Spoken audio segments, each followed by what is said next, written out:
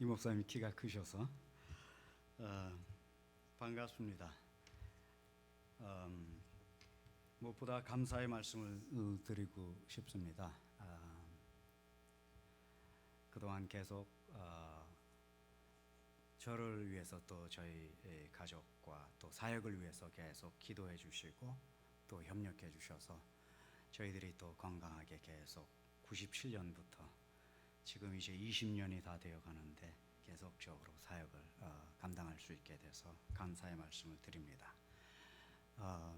저희가 지난번 안식년에 나왔다가 이제 아직 지금 안식년이 아닌데 갑자기 잠시 귀국을 했습니다. 한 3개월 정도 체류할 예정인데, 귀국 목적은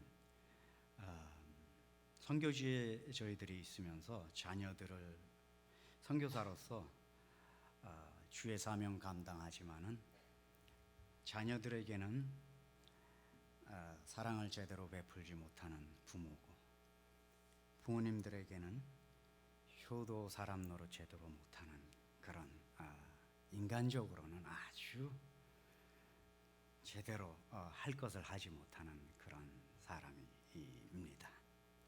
그래서 저희 아버지께서 지난 2월 달에 소천하셨어요. 제가 장례식에 오질 못했습니다. 어머님은 이제 홀로 되셨는데 치매가 되셨고 해서 치매에 걸리신 어머니도 뵙고, 또 앞으로 치매 걸리신 어머니 어떤 방법으로 모셔야 될 것인가를 또 형제들과 논의하고, 그리고 또 저희 맏아들이 이제 군대를 가야 되는데 이제 군대 가기 전에 부모가 곁에 놓고 한 3개월이라도 좀 살을 부비고 있다가 보내야 되지 않냐 해서 저희들이 갑자기 급고 귀국을 했습니다. 어쩔 수 없이 그래도 하나님께서 허락하신 가족이니까 가족들도 조금이라도 이렇게 좀 돌보고 가서 선교지에서 집중해서 사역하기 위해서 이렇게 급고 귀국을 했습니다.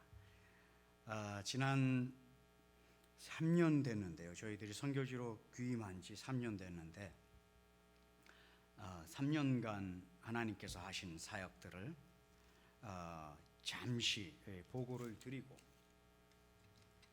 그리고 말씀의 은혜를 나누도록 하겠습니다. 지난 3년 동안의 사역들 보고를 드리기 전에 개인적으로는 제가 이제 말라리아 딱 한 번 걸렸고, 하나님 은혜로 많이 걸리지 않았어요.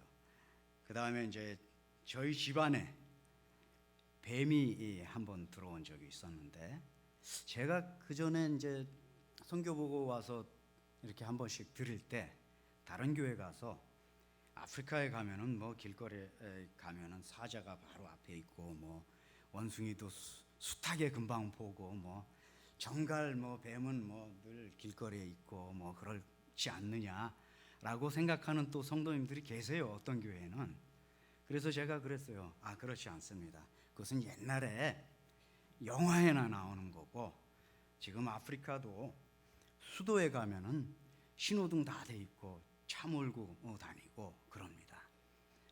그래서 저는 이제 수도에 있지는 않고 수도에서 한 600km 북쪽으로 올라가는 곳에 있어요, 가나에.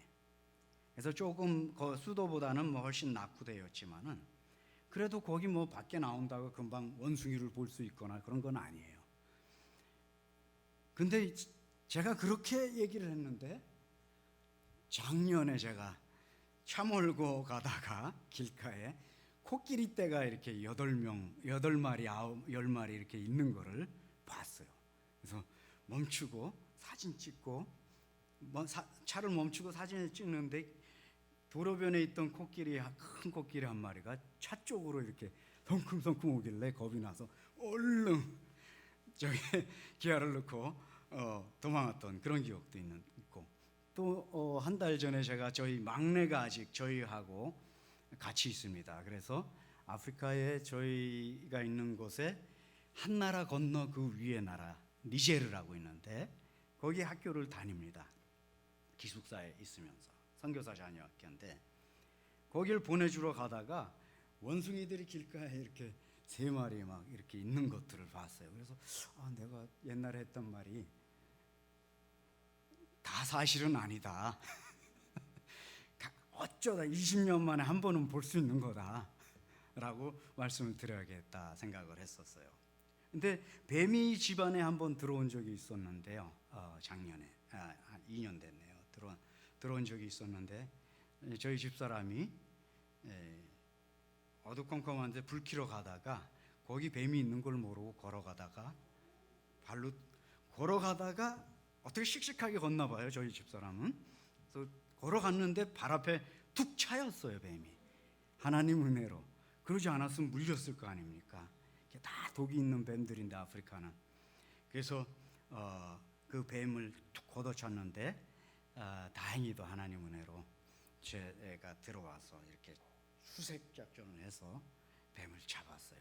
근데 자꾸 보니까 독이 아주 센 우리나라의 한 7.4. 우리나라 7.4 이거 아시죠? 우리 어르신들 그 7.4에 물리면 7걸음 뛰기 전에 죽는다는 그런 뱀이에요. 그런 것 같은 뱀인데 그런 일도 있었어요. 그래도 하나님 은혜로 지켜주시고 하나도 물리지도 않고 그렇게 했던 일도 있습니다. 오늘 여기 저희가 이제 그동안 저희가 97년부터 사역을 쭉 했으니까 여러 가지 계속되는 사역들이 있습니다. 그런데 특별히 이번 기간에 하나님께서 허락하신 사역은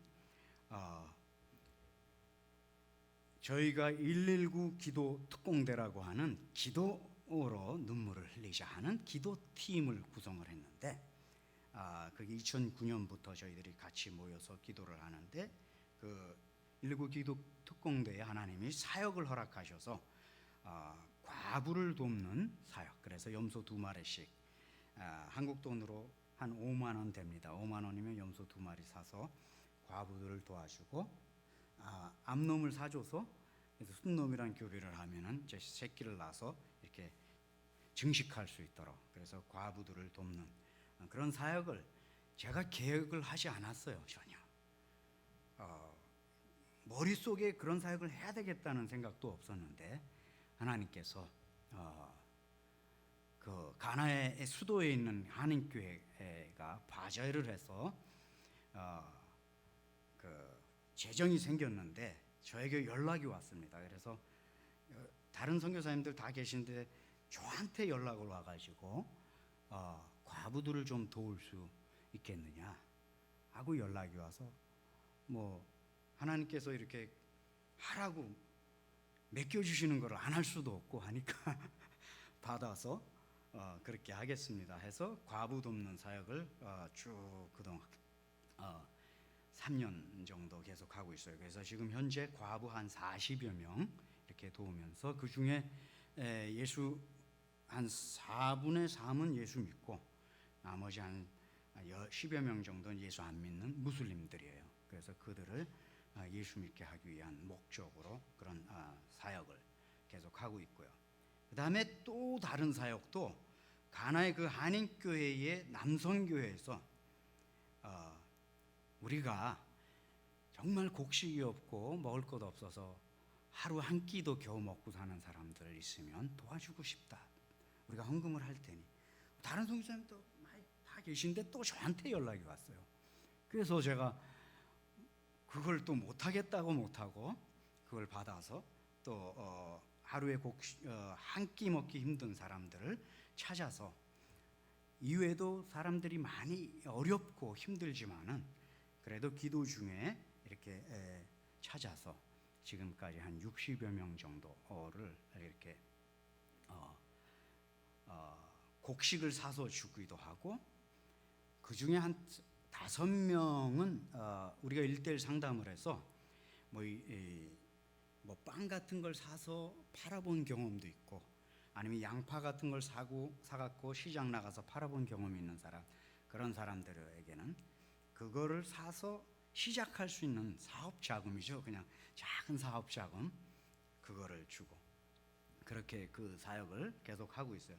그래서 이런 과부 사역과 빈곤자 사역은 사실 제가 계획하지도 않고 머리에 생각지도 않았던 사역인데 하나님 그 사역을 저에게 갖다 주셔서 하라고 주셔서 그걸 열어주셔서 그것을 계속 하고 있습니다.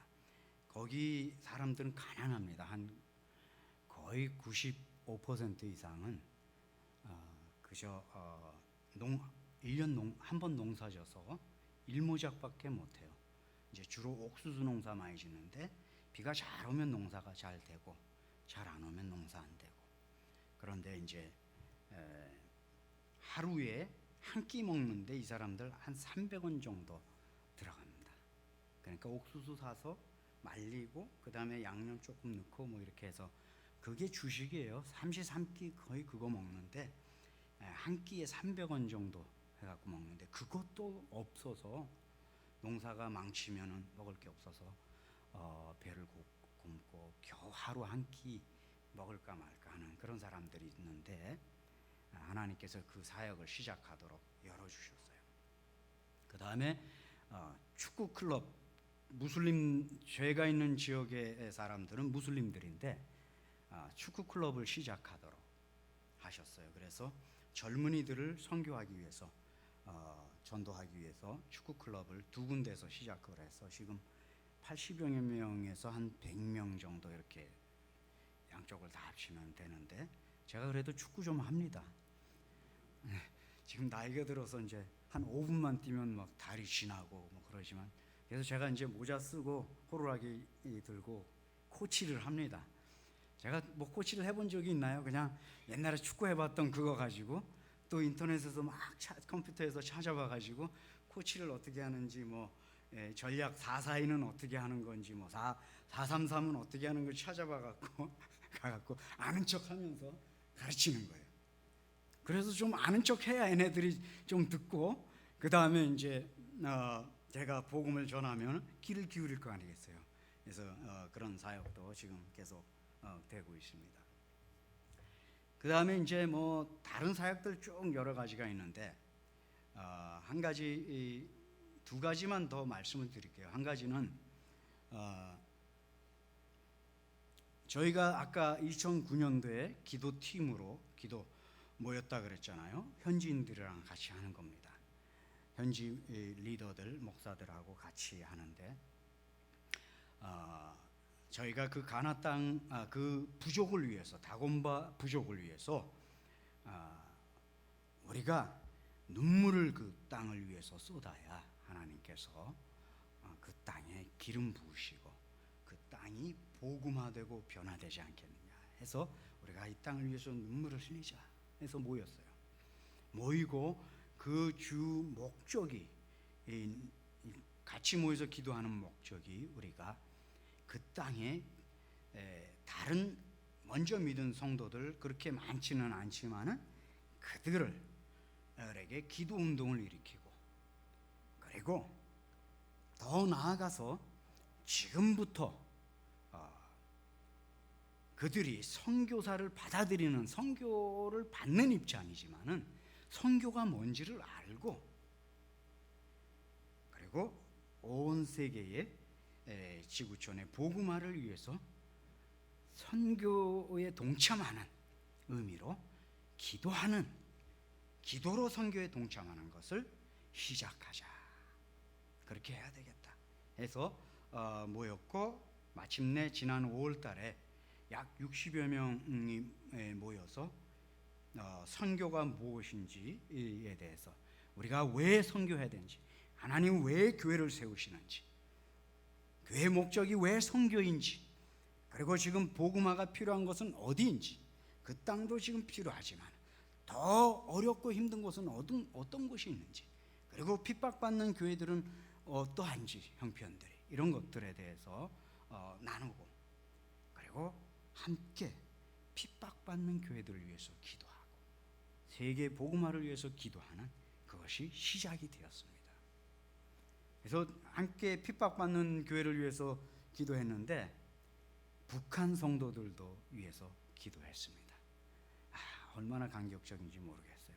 제가 그곳에 선교하러 갔는데 지금 선교를 받아들이는 그 교회들이 선교에 동참하기 위해서 북한의 성도들을 위해서 핍박받는 교회들을 위해서 기도하는 그런 것이 시작이 되었습니다. 앞으로 이 사역이 하나님께서 이 사역을 점점 확장시켜 주셔서 정말로 그곳에 있는 교회들이 지금부터 선교를 받아들이는 입장이지만 지금부터 선교에 눈을 뜨고 기도로 동참할 때 하나님이 그곳의 교회들을 복 주셔서 선교할 수 있는 교회가 되도록 하시지 않겠습니까? 그걸 위해서 기도하고 계속하고 있습니다. 위에서 함께 그 땅의 교회들을 위해서 기도해 주시면 감사하겠습니다. 그 다음에 마지막으로는 저희들이 지도자 양육 훈련을 하는데요. 교회들이 세워지면은 아직 신학교육을 받은 정식 신학교육 받은 그런 목회자들이 많지가 않아요. 왜냐하면은 영어도 아직 잘 안 되고 하는 사람들이 많고 해서 그 교회들이 세워지면은 그 교회들을 목회할 사람을 훈련을 시키는데 평신도입니다. 말하자면 평신도들 중에 헌신되고 사명감이 있는 사람을 뽑아서 예전에 우리나라도 저기 좀 지방에 좀 오지 이런 데 있는 교회들에는 집사님들이 교회를 목양하시기도 하시고 권사님들이 하시기도 하시고 그랬잖아요. 그런 것처럼 평신도들 중에 사명이 있고 한 사람들을 뽑아서 훈련을 시킵니다. 한 달에 한 번씩 3일간 모여서 훈련을 하는데 이제 이것은 기도 부탁을 드립니다. 이 훈련을 위해서 그동안 계속 오랫동안 진행이 되었는데 벌써 15년 전에 저희들이 그 함께 이제 모이면은 같이 숙식을 하니까 먹고 잘 수 있는 드러누워 잘 수 있는 매트레스를 사서 그때 산 것이 지금은 세월이 많이 돼서 다 이제 낡아지고 해졌어요. 그래서 그 매트리스를 일단 한 20여 개 사야 되고 그 다음에 필요한 이제 그릇들 같이 모여서 밥 해 먹고 하니까 그릇들하고 이런 기자재를 사야 되는데 한 60만 원 정도 필요합니다. 위해서 기도해 주시기 바랍니다. 그래서 제가 이번에 돌아갈 때는 60만 원 들고 가서 이렇게 한국에서 하나님께서 허락하셔서 여러분들이 훈련 받을 때 훈련에만 집중할 수 있도록 이렇게 헌금이 되었다라고 할 수 있도록 해주시기를 기도를 부탁드립니다. 오늘 말씀 우리 목사님과 함께 교독한 그 말씀의 은혜를 여기까지만 하고 말씀의 은혜를 받도록 하겠습니다. 잠시 함께 기도하고 말씀의 은혜를 받겠습니다. 하나님 아버지 참으로 은혜를 감사합니다. 오늘 이 밤에 주님의 은혜를 사모하여 이렇게 하나님 앞에 나와 말씀 듣기를 소원합니다. 부족한 종을 이곳에 세우셨사오니 성령께서 입술과 생각과 마음을 주장하시고 하나님의 말씀을 통해서 부족한 종이나 듣는 모든 성도들이 말씀 속에 하나님 음성 듣게 하여 주시옵소서. 예수님 이름으로 기도하옵나이다. 아멘. 우리 예수 믿는 성도들은 베드로전서 2장 11절에 기록이 되어 있듯이 이 땅에서 우리는 나그네와 행인 같은 존재입니다. 그 의미인즉슨 우리가 이 땅에 나그네다, 행인이다, 잠깐 지나가는 거예요. 이 땅에 우리의 본향이 없다는 것입니다. 우리의 본향은 하늘나라에 있기 때문에 우리는 이 땅에서 잠깐 지나가는 나그네로 산다는 그런 의미입니다. 저는 이 말씀의 의미가 특별히 선교사인 저에게는 아주 체험적으로 깊이 이해가 됩니다. 제가 선교지에 나가서 오래 있다 보니까 국내에 돌아오면은 제가 있을 곳이 없어요. 부모님들이 큰 집을 가지고 계시면 또 혹시 거기 가서 있을 수도 있겠지만은 제가 국내에 돌아오면 있을 곳이 없어요. 그렇다고 제 숟가락 하나 있지도 않아요. 국내에는 제 것이 없습니다. 돌아와도 또 몇 년에 한 번씩 오니까 뭐 여러 가지가 많이 바뀌어 있어요. 그러니까 좀 이방인 같은 그런 느낌도 한 번씩 듭니다. 제가 여기서 35년 살았어도.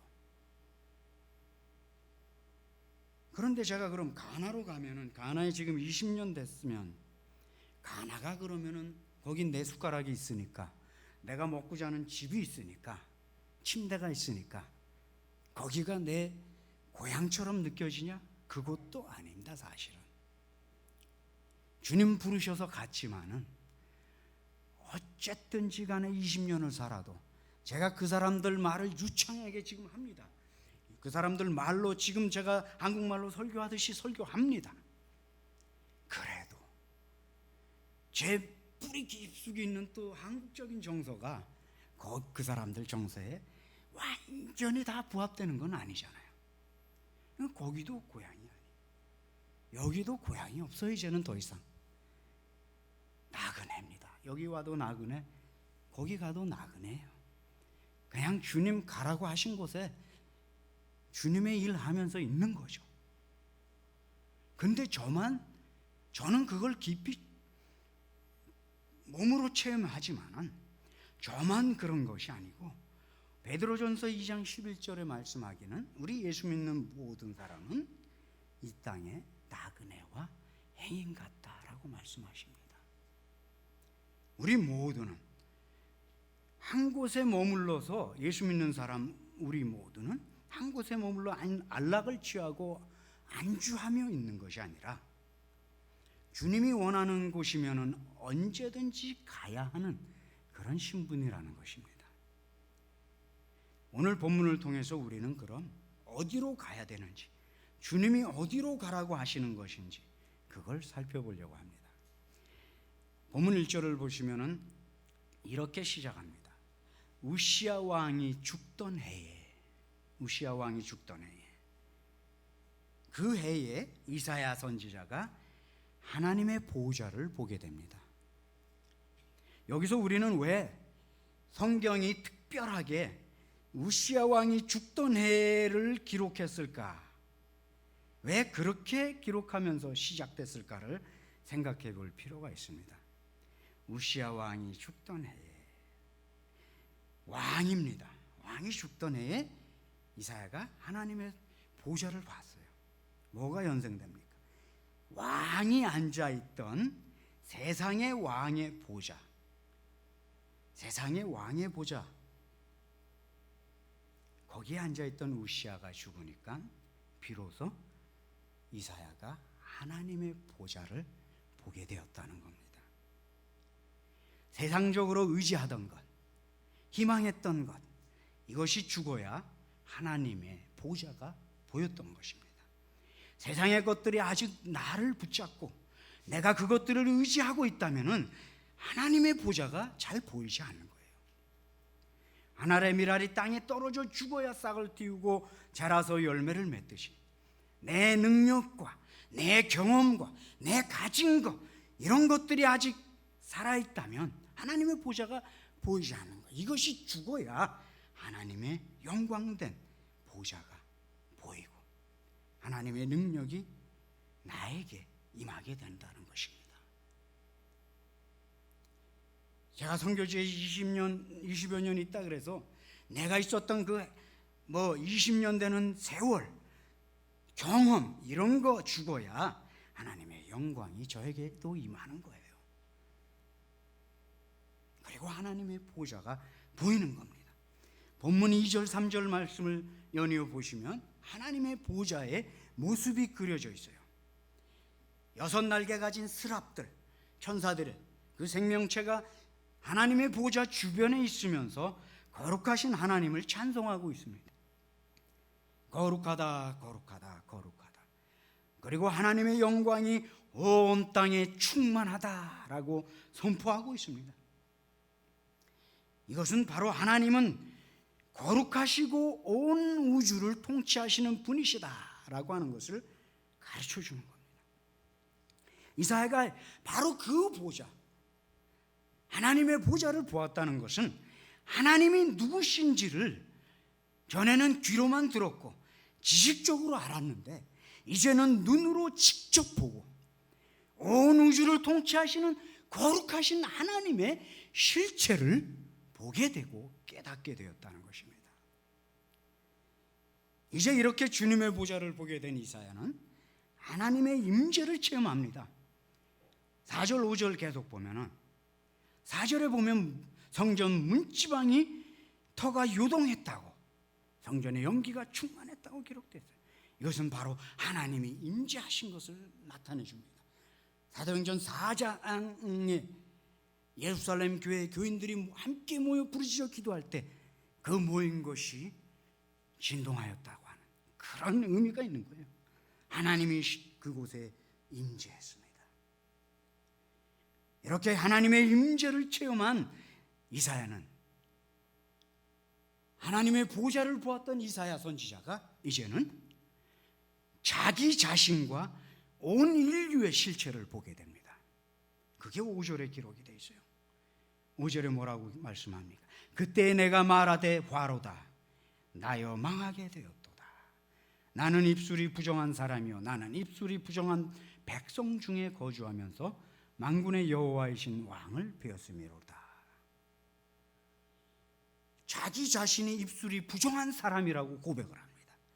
그리고 이스라엘 백성들 입술이 부정한 백성이라고 고백을 해요. 하나님의 보좌를 보고 나니까, 하나님의 임재를 체험하고 나니까 자기 자신의 실체를 보게 됩니다. 그러면서 고백하기를 화로다 나여 망하게 되었다고 고백을 합니다. 아담의 타락한 이후에 모든 인종과 지식의 수준과 신분과 지위 고하를 막론하고 온 인류는 그 죄된 성품으로 인해서 다 망하게 된 존재인 것입니다. 신분이 높아도 망하게 된 존재예요. 지식이 높아도 대학 교수가 되어도 박사학위가 되어도 예수 모르면 망하게 된 존재입니다. 대통령 아니라 왕이라도 예수 모르면 망하게 된 존재인 것이에요. 로마서 3장 23절에서 이렇게 말씀하죠. 모든 사람이 죄를 범하였으며 하나님의 영광에 이르지 못하더니 우리가 좀 더 살기 좋은 사회, 풍요롭고 안락한 사회, 그리고 유토피아를 건설하기 위해서 꿈꾸고 그것을 위해서 힘써 노력합니다. 하지만 과연 얼마나 좋아졌고 얼마나 이루어지고 있습니까? 옛날에 산업혁명이 왔을 때 우리는 이 지구에는 그 산업화로 인해서 뭔가 유토피아가 이루어질 줄 알았어요. 하지만 1차 세계대전, 2차 세계대전이 일어났어요. 그 다음에 공산주의가 일어났어요. 공산주의는 이제 망했어요. 민주주의는 그렇다고 어떻습니까?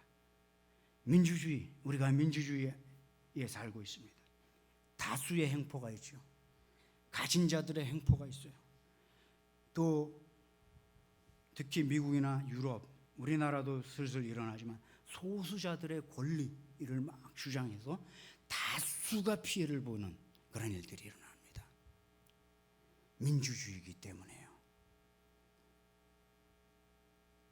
민주주의에 소망이 있습니까? 한국 사회 보시면은 40여 년 전, 45년 이전에, 45년 전 제가 초등학교 갈 때 지방에 충주에서 제가 초등학교를 입학을 했는데요. 그땐 국민학교죠. 입학을 했는데 다 애들이 거의 대부분이 검정 고무신 신고 입학을 했어요. 검정 고무신. 근데 저는 저희 아버지께서 흰 고무신을 신겨주셨어요. 흰 고무신을 신은 아이들은 이렇게 반에서도 꼽았어요. 근데 몇 개월 지나니까 저희 아버지께서 저에게 운동화를 사줬어요. 정교에 한 명 있을까 말까 한 운동화를 제가 신었어요. 그 정도로 참 어렵고 힘들었어요. 우리 어르신들 여기 계시지만 옛날에 우리나라 참 어렵고 힘들었어요. 먹기 살기. 요즘은 먹을 거 지천입니다. 어렵다고 하지만 그때랑 비교하면 먹을 게 지천이에요. 그런데 좋아진 겁니까? 겉으로는 좋아진 것 같습니다. 근데 안으로는 막 썩어 문드러지고 있잖아요. 옛날에는 그렇게 못 살았어도 이사 가면 시루떡을 해서 이웃집과 나눠 먹고 인사하고 얼굴 보고 인사합니다. 새로 왔습니다. 옆집에 저기 왔습니다. 시루떡 나눠 먹고 그런 끈끈한 인정이 있었어요. 요즘 그런 거 있어요? 찾아볼래? 찾아볼 수 없어요. 옆에서 누가 독거노인이 혼자 사시는데 돌아가셨는데 5개월 동안 방치되잖아요. 시체가 뉴스에 나오고. 이런 사회가 됐어요. 뭐 물질적으로는 뭐 많이 좋아진 것 같죠. 하지만 속으로는 썩어 문드러져서 경쟁주의가 너무 심하고 개인주의가 아주 심하고 물질주의가 팽배한 그런 사회가 되고 있잖아요. 예수님 없는 인류는 소망이 없어요. 예수님 없는 인류는 본래 다 망하게 된 존재입니다. 그 누구라도 많이 배웠든지 못 배웠든지 가난하든지 부자이든지 이건희 부자이든지 모두에게 예수님이 필요한 거예요. 소망이 없어요. 예수님이 없는 그 누구라도 망하게 된 존재이기 때문에 우리가 그들에게 예수 그리스도를 전해줘야 되는 겁니다. 이제 이렇게 망하게 된 존재인 것을 깨달은 이사야, 그 이사야의 입술을 부정한 입술이라고 고백을 하니까 그것은 뭡니까? 자기 죄를 회개한 것이요. 자기 죄를 회개하니 스랍 중에 하나가 제단에서 숯불을 가져다가 이사야의 입술을 대죠. 그러자 죄를 용서받게 됩니다. 그 의미는 뭡니까? 망하게 된 존재였는데 하나님의 은혜로 이제는 소망의 존재로 죄를 용서받고 새 생명의 존재로 바뀌었다고 하는 것입니다. 그러자 새 생명의 존재가 된 이사야에게 하나님이 묻습니다. 내가 누구를 보내며 누가 우리를 위해 갈꼬? 이사야는 거기서 대답합니다. 내가 여기 있나이다. 나를 보내소서. 망하게 된 존재였던 우리가 이제는 예수 믿고 영원한 소망을 가진 새 생명이 되었습니다. 새 사람이 되었습니다. 베드로전서 2장 9절 말씀에 있듯이 택하신 족속의 왕 같은 제사장이 거룩한 나라요 그의 소유된 백성이라고 되어 있어요. 이런 우리에게 하나님이 오늘 동일하게 이사야에게 물었던 그 질문을 하시는 겁니다. 너희는 이제 망하게 된 존재가 아닌 소망의 존재인데 세상의 어두운 구석구석에 누가 갈 것인가? 겉으로는 밝아 보이고 많이 다 가지고 걱정 없는 것 같지만 실상으로는 영적으로 어둡고 죽어 있고 망하게 된 자들에게 누가 갈 것인가? 하나님이 물으시는 거예요. 가깝게는 망하게 된 우리 이웃들에게, 우리 주변의 이웃들에게, 가난하든지 정말 힘들고 어렵든지 그런 사람들에게 찾아가야 돼요. 우리는 그쪽으로 관심이 많아요. 저절로 인간적으로 막 동정심이 일어나니까 못 살고 어려운 사람, 물론 가야 돼요. 그 사람들에게 당연히 마땅히 가야 되지만 좀 배운 사람, 그리고 겉으로 뭐 넥타이도 매고 좀 지식도 있고 한 사람 예수 잘 안 전해요. 뭐 가진 것 같은 사람 예수 잘 안 전해요. 박근혜 대통령 예수 믿게 해달라고 기도 잘 안 해요. 가깝게는 망하게 된 우리 이웃들, 그 누구든지, 멀게는 저기 아프리카와 중국 등에 있는 수많은 미션도 종족들, 그리고 중동 땅의 무슬림들, 그들을 향해서 오늘 이 시간에 하나님은 우리 모두에게 물으십니다. 누가 갈 것인가? 예수님이 2000년 전에 천국에서, 하늘나라에서 이 땅으로 오셨어요. 우리 입장에선 예수님이 오신 거지만 예수님 입장에선 이 땅으로 가신 겁니다. 예수님이 이 땅을 향해서 2000년 전에 가셨어요. 천국에서. 아브라함 본토 친척 아비집을 떠나서 하나님께서 창세기 12장 1절에 내가 너에게 지시할 땅으로 가라고 말씀하셨어요.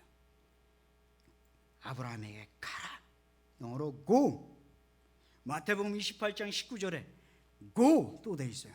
가라, 가서 너희는 제자를, 모든 민족으로 제자를 삼고 가라고 말씀합니다.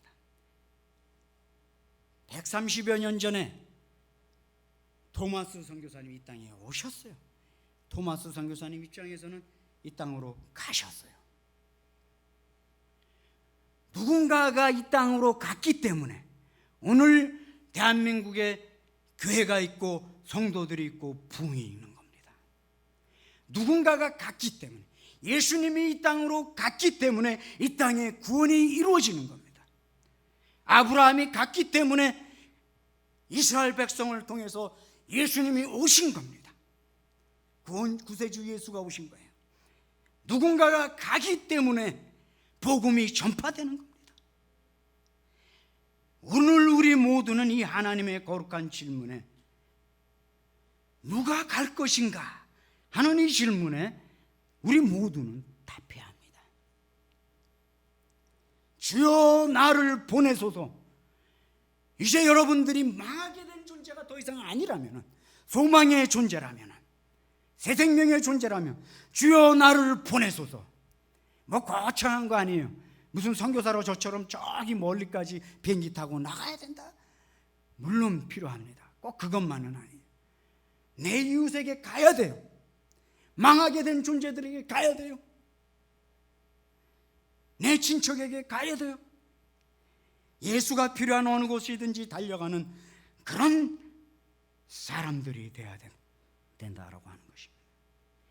만약에 내가 직접 갈 수 없다면, 저 멀리는 갈 수 없잖아요. 뭐 가실 분들이 또 계실 수도 있어요. 오늘 밤에 또 하나님께서 누가 나를 위해 갈 것인가, 이 말씀이 밤새 계속 귓속에서 어른거려서 새벽에 일어나서 주여 나를 보내소서, 제가 저기 파키스탄으로 가겠습니다. 그럴 분도 계시기를 바랍니다.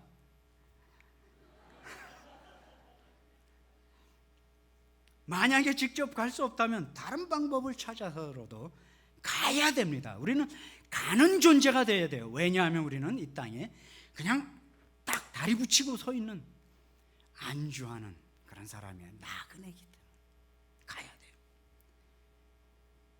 내가 직접 못 가면 기도로 가고, 내 기도가 가고, 내 기도가 가나로도 가고, 저 선교지로 가고, 저기 남쪽 땅으로도 가고, 북한으로도 가고, 내 물질이 또 가고, 내가 직접 못 가면 기도도 가고 물질도 가고 내 마음이 가고, 예수님의 사랑과 복음이 필요한 곳은 어디라도 가야만 하는 것입니다.